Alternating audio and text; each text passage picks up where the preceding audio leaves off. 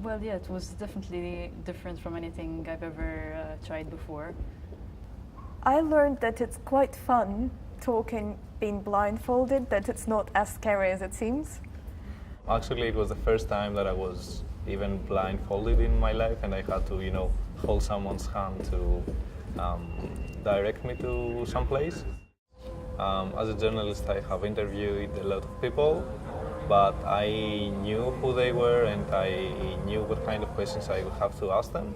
But trying to interview someone that you don't know who he is or his background, his experiences, is something really unique, something really different, and it was an exciting experience. It was a nice experience to just to talk about the media scene in my country and to try to give away my country by this. And I think it wasn't easy for him to identify this country because there are so many misconceptions about my country. In first, I was a bit shocked, frightened, scared. Everything applies. But later, during the blindfolded interview, I found out that actually it has some advantage because when your eyes are covered, you can really focus more on what you are saying and what you are thinking. So in the end, I thought I was less stressed out than I would be if I didn't have to blindfold. So that was an interesting experience for me. Oh, it was very interesting. I've never done a blindfolded interview before. Right, then let's go this way. I get to hold your hand. Of course. Well, I feel in my country the media is quite state-owned and government-owned, and it's very kind of either red or blue. But that is, in my opinion, the essence of freedom, that everybody has a right to and to say what he or she thinks, unless it's of course hate speech or other things that damage other people. So if an opinion is not analytical enough, would it mean that the other person doesn't have a chance to talk about it? No, of course not. I mean, everyone, obviously, yes, that's what freedom of speech and freedom of expression is all about. Everyone has a right to state their opinion. But I just feel that journalism is sometimes looked down upon as a profession because, I don't know, some people, for giving an example, some people from my country would say that everyone can be a journalist nowadays, everyone has a blog, everyone can post a status on Facebook about a current issue. And I mean, it's true, everyone kind of can state their opinion, but when you're following journalism as a profession, it's different to a certain extent. We have to investigate and try to be objective in a way, and go beyond our personal opinions and our personal values and motives. Media, like international media, tends to highlight how bad we are in the media scene, but we are really not that bad if we compare to other European countries. So what are the main challenges when it comes to media in your country? Having strong and powers, is that a word? Like businessmen with a lot of power, they are owning a lot of media, and that's our biggest challenge probably. And the other is that people just don't care about free media. They just turn on the TV and watch reality shows. They don't care which channel are they looking at or which news are they reading. Okay, so are the media owners, are they connected with the political elites or the governments, and they are taking like instruction from them? Yes. Yes, they are. Allegedly.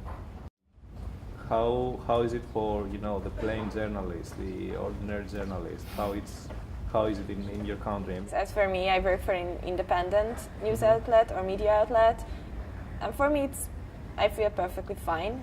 And my boss is not telling me what to write and what not to write. But for others, there are many, there are certain types, or how you call it, certain, occasions when they are being told how to and what to report. And how easy is it, in your country to kickstart a journalism career? It really depends on if you're trying to set your foot in commercial media. So you want to be a celebrity basically, or you want to do like real journalism, because in the commercial field, in which I have experience, it's really difficult.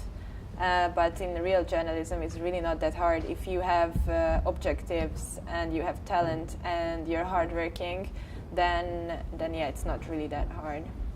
So, hi. Hi, hello. For the sake of today's discussion, let's call me George, and tell me what's your name. Well, I'll be Paul.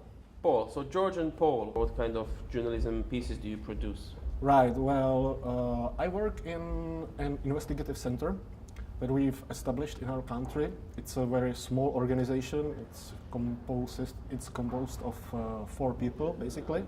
3 of us are students, and 1 lady is sort of a leader in this organization. And we are part of a larger network. It's called OCCRP. It's Organized Crime and Corruption Reporting Project, which tries to unite investigative centers across Eastern and Central Europe. So that's what I do. Yeah. You mentioned some examples of why your current position is better, for example, bending information and so on. So are you trying to say that, let's say, other media in your country have that problem? Because we call this media oligarchization. Yeah, which means that basically there are these magnates who own their own publishing houses, and obviously they have some interests in what to report on and what not to report on. And we can see this happening in my country, because there's some stuff, some articles or some topics that those publishing houses that are owned by those rich guys do not tackle it at all, because it's not in their interest. Yeah. But are all of the big publishing houses owned by such people, or are there still big media which are more or less independent? Well, we have a state television that's not owned by a particular businessman, and which is supposed to be neutral and independent. And mostly it is. You are saying supposed to be. Yeah, well, mostly it is. Obviously, mostly it is. But still, I believe, and there are some concerns that it also follows a certain agenda, because obviously it's owned by the government in a way. So there are some impulses not to report on some stuff. But what I'm saying now is mostly like rumors, so I don't really have any support or evidence for this. I'm just saying that the neutrality has been doubted sometimes. You mentioned financial problems of creating your jobs, but or your work.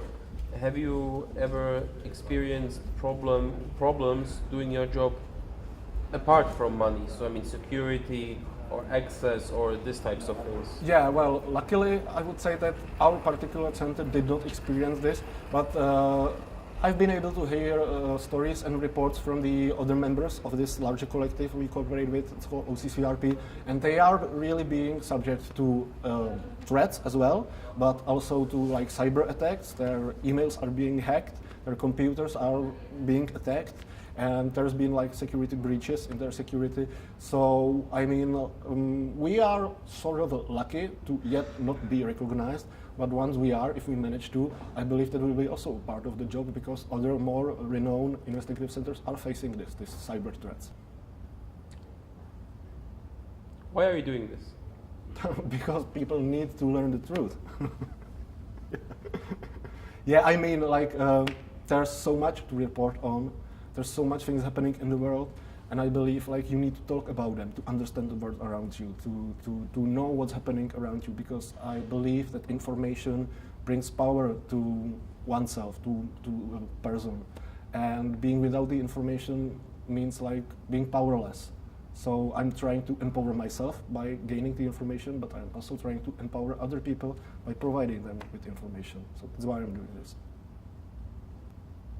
Thank you very much. You're now allowed to take off your blinds and see each other for the first time. All right. Hello. Nice to see you. Likewise. Cool. Yeah. And see each other Yeah. for the first time. Hello. Hi. Nice to meet you. Are you from Greece? Yes, I am. Can I take off? Can I? Yeah. Take it off. Yeah, your accent gave you away in the beginning. Really? Yes.